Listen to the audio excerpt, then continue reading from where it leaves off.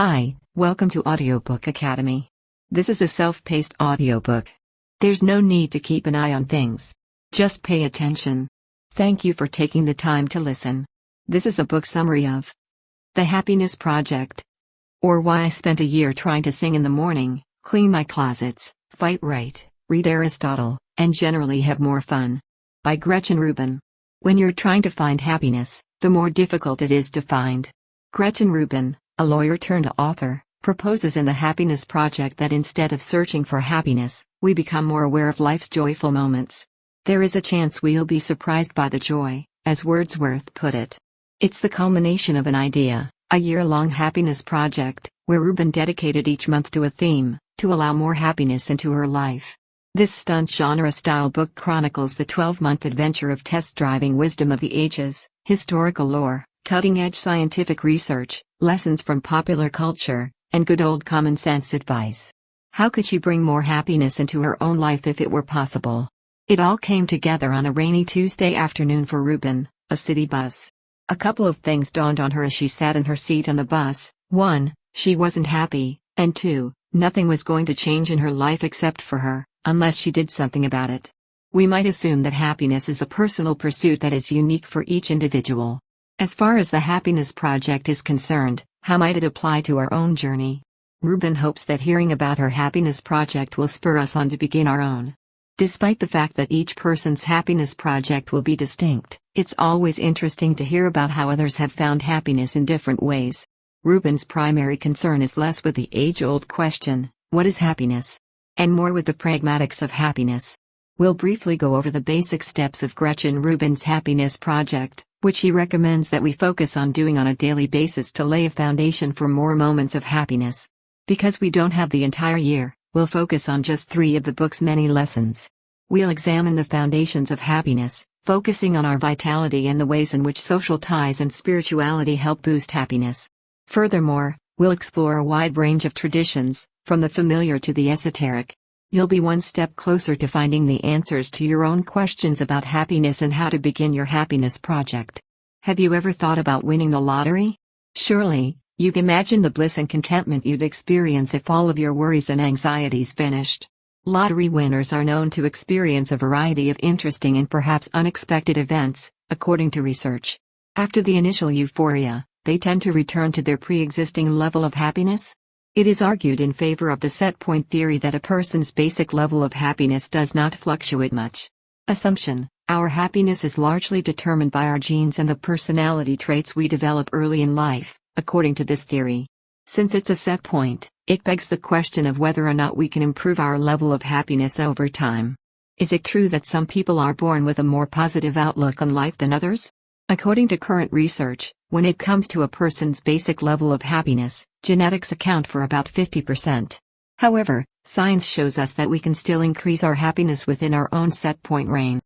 A person's mindset and behavior account for the remaining 80% of their life circumstances like income, marital status, and health. Or to put it another way, we are born with a happiness disposition that falls somewhere in the middle of the normal range. When it comes to happiness, our thoughts and actions can help us set a new standard. Now, what is happiness? This is a question we've been asking for a long time, and Rubin says we should decide, or better yet, experience the answer. Of course, it helps to define terms precisely. There were 15 academic definitions of happiness identified in a positive psychology study. However, when it came down to the wire, spending time and energy exploring the differences between terms like positive effect, subjective well-being, and hedonism seemed pointless to our author. For Rubin, the familiar catchphrase, "I'll know it when I see it," was enough. The great jazz artist Louis Armstrong once said, "If you have to ask what jazz is, you'll never know." Language has its limits, especially when it comes to capturing the essence of a highly personal experience like happiness. It's Rubin's belief that there are no secrets to happiness that we don't already know. We already know the great truths about happiness from the most brilliant minds, both past and present. As Alfred Whitehead once said, everything important has been said before. It's also worth noting that, in our author's opinion, depression isn't the opposite of happiness. Unhappiness and happiness are not the same thing when it comes to depression. In any case, Rubin's project began by figuring out how to make herself happy. At this point, she compares the pursuit of happiness to dieting. However, putting these truths into practice and being consistent with them is the most difficult part of losing weight. Hence, the challenge is how to put happiness ideas into practice in our daily lives. The wisdom of a chart-keeping approach. How many New Year's resolutions do you make each year, and how many of them do you actually keep? If you're like our author, and 44% of Americans, you make New Year's resolutions and then fail to keep them for long. If we want to stick to our resolutions, we must set specific goals, keep a resolution chart, and monitor our progress. You can't just say, "I want to be healthier," because that's not specific enough. With the help of leaders like Benjamin Franklin and recent scientific research on goal setting and happiness, we can achieve our happiness project resolutions. Each day, Franklin would record his virtues chart and rate himself on how well he had done on each criterion. According to studies, it is easier to achieve our goals if we break them down into smaller, more manageable steps. On your charts, ready, aim. Researchers have taught Rubin that social connection is a critical component of happiness. As a result, she decided to tackle marriage, parenthood, and friends. She also included the categories work, play, and passion. Finally, she added money. Despite the fact that we've been told that money can't buy happiness, investing in memorable experiences or material possessions can bring us happiness. She also discovered that a large part of our happiness is based on our outlook, so she added the words eternity and attitude to her wish list. Finally, Rubin believes that health is essential to our well-being, so he designated the month of January as Vitality Month. It's easy to make a list of objectives, the challenge is actually following through with them. As a result, Rubin became very specific in her expectations of herself and created a detailed plan to meet those expectations when they arose. She made specific and measurable resolutions to improve her overall happiness after first identifying problem areas and then identifying ways to improve those problems. Her Get More Sleep action item was one of her vitality resolutions for January. Rubin's scoring chart was inspired by Benjamin Franklin's chart-keeping method. She made a happiness-related action items calendar and gave herself daily ticks for good or crosses for bad next to each resolution. Assuming we've covered the why and how of starting a happiness project, it's time to delve into some key insights about how we can bring a little more joy into our lives. Do you need a pick-me-up? Rubin began the new year by dedicating the month of January to improving her health. In order to have a happy life, you need to be in good physical and mental shape. Being happy energizes us, and having more energy makes it easier to participate in activities. Eat, move, sleep has taught us that these three things are essential for maintaining a healthy body. Rubin's goals for January included things like sleep earlier and exercise better, which, while common sense, aren't always common practice. How many times have we promised ourselves that we'd go for a run, only to find that we lack the motivation to actually put on our running shoes? Setting smaller goals like a 10-minute walk every day can help you feel more alert and energized. If you'd like to take things a step further, logging 10,000 steps a day has been shown to boost energy levels. So Rubin bought a pedometer and began tracking her daily steps, which gave her more energy, motivation, and awareness of the need to move more throughout the day. Just as it's critical to turn up the dial on what might boost energy, we also need to turn our attention to what depletes energy. Clutter on the outside contributed to Rubin's mental clog-up as well. As a result, her January routine included a lot of toss, restore and organize. Which of your to-do lists still hasn't seen a single item crossed out? Stress can be caused by even the thought of one unfinished project. Remember that our minds prefer to recall incomplete or interrupted tasks over completed ones.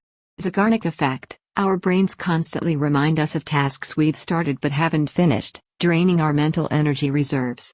So why not set aside a whole month to declutter both our physical and digital surroundings? Take care of those nagging but necessary to-do items by starting with cleaning up the house and going through old emails. Finally, accept that there are some tasks that we will never be able to finish. Remove them from consideration and let them go. By doing so, we free up our minds to focus on more important things, such as spending time with those we care about.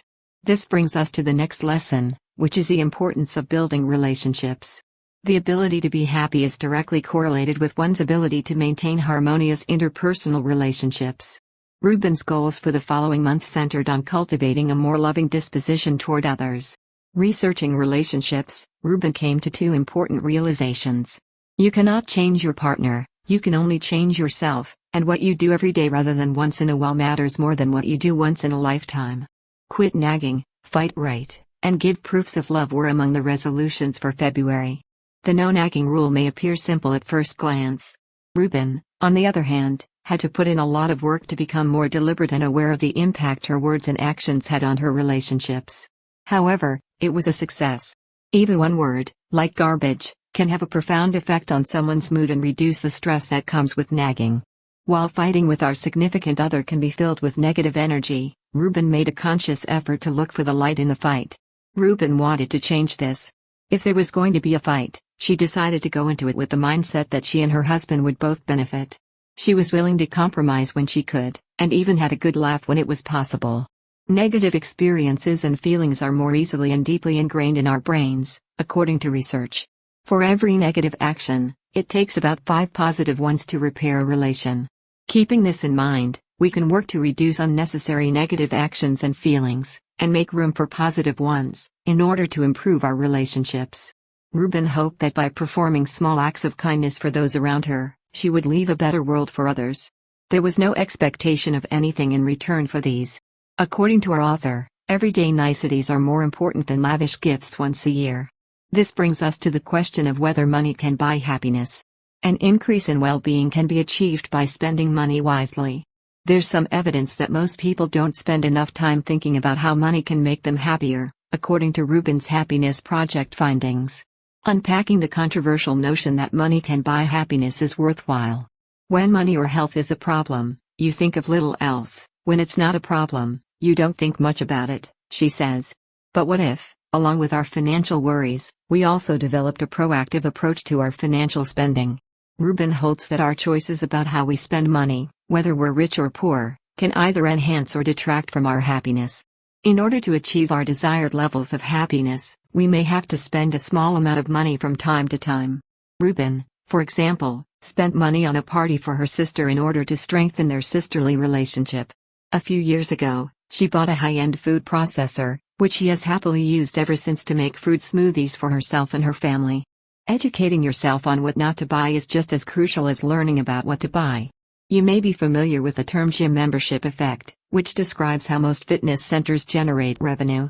People spend a lot of money on gym memberships in the hopes that it will motivate them to go to the gym on a regular basis. There are times when this is a bad strategy to follow. Often, people lose their motivation and feel guilty because they paid so much money for a gym membership in the first place. As a result, it's critical that we pay attention to our financial habits. Impulsive, pointless purchases usually leave you feeling empty and drained after just a few minutes of enjoyment. However, if we make a wise purchase that contributes to a greater good, we may find that we are more content in the long run. Final words.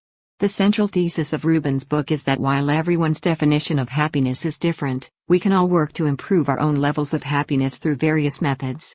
It takes time, effort, and meticulousness to achieve happiness, just as it does with any other endeavor. By deciding to begin, we take the first step toward completing the project. The next step is to discover what brings us joy. In this section, we write down our priorities and ponder what truly matters in our lives. Then we can begin to take concrete steps toward making those things a reality. We can use Rubin's framework to map out our own path to happiness by looking at the various topics he addresses and the related action plans he provides. Keep in mind the adage that life is a journey, not a destination when deciding on tasks to increase your level of happiness. What matters most is the experience along the way. What better way to brighten up your own happiness project than to break out the glitter and magic markers? Thank you for listening in Audiobook Academy. Please don't forget to subscribe for more content like this. See you in next audiobook.